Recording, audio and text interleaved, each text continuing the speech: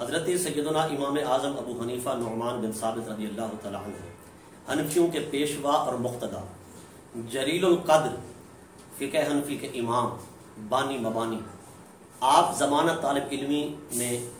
حضرت امام اعمش، یہ ان کا لقب ہے، نام ان کا سلیمان بن مہران ہے، ان کی درسگاہ کے اندر پڑھا کرتے تھے۔ ایک شخص بطور سائل کے حضرت امام اعمش کے پاس آیا اور اس نے مسئلہ دریافت کیا کہ ایک عورت نے حالت حیض میں ایام ماہواری میں ایک چھوٹے بچے کو، نو مولود کو غسل دیا ہے، ہم نے اس کا جنازہ پڑھا ہے، پوچھنا یہ ہے آیا کہ اس کا غسل ہو چکا، پھر جو جنازہ پڑھا گیا وہ بھی ہو چکا یا نہیں ہوا؟ اس بارے میں آپ شرعی فیصلہ صادر فرمائیں،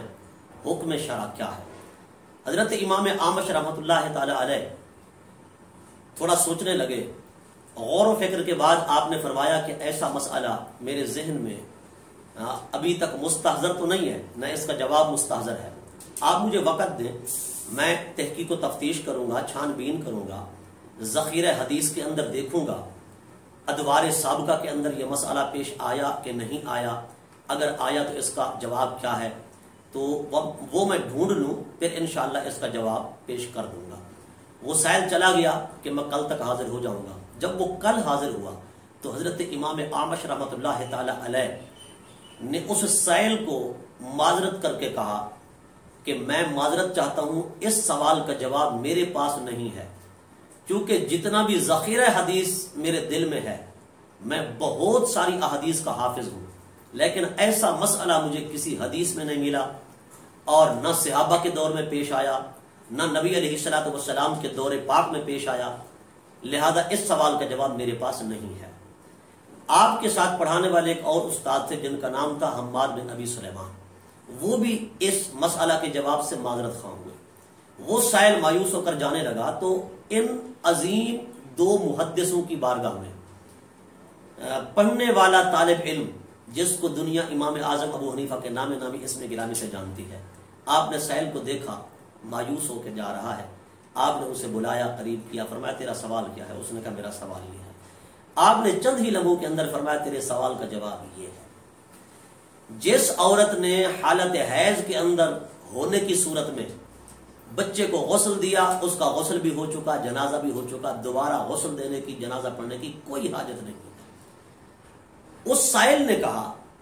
آپ تو بھی طالب علم ہیں، نوجوان ہیں، اس مسئلے کا جواب جو آپ نے دیا ہے اس پر دلیل کیا ہے؟ تو آپ نے حضرت امام اعمش، اپنے استاذ کا نام لیا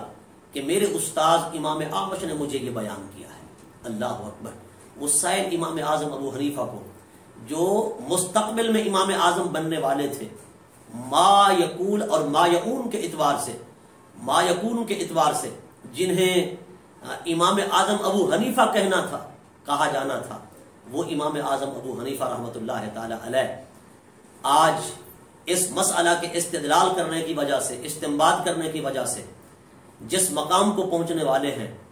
جو آپ کو مقام ملنے والا ہے،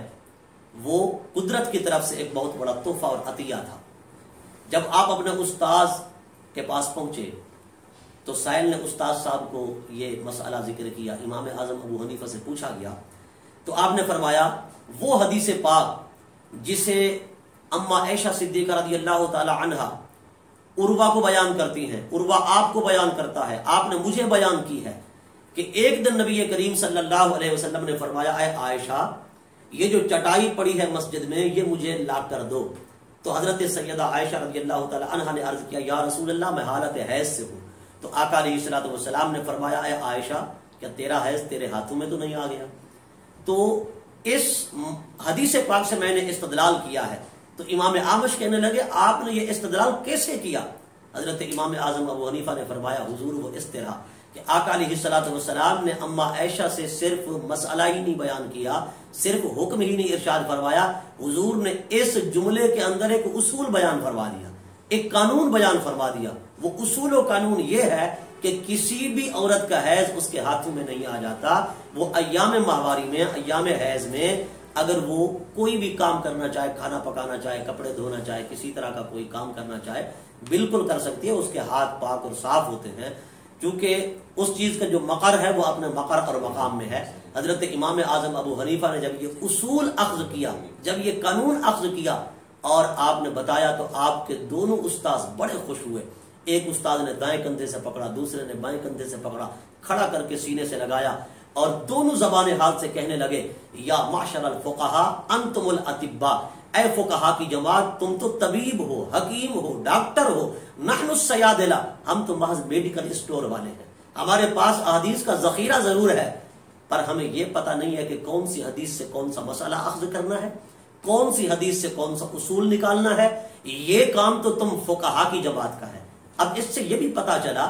آج کل کے اپنے آپ کو نام نہاد کہنے والے اہل حدیث غیر مقلدین جو فقہا پہ برستے ہیں، مجتہدین پہ برستے ہیں اور ان کے استدلال پہ انگشت نمائی کرتے ہیں، اعتراض کرتے ہیں، میں ان سے پوچھنا چاہتا ہوں بڑے بڑے محدث فقہا کے مقام کو نہ پہنچ سکے تو تم کون ہو؟ کیا پھدی کا شوربہ؟ لہذا امام اعظم ابو حنیفہ پر برسنے سے پہلے وہ سوچ لیں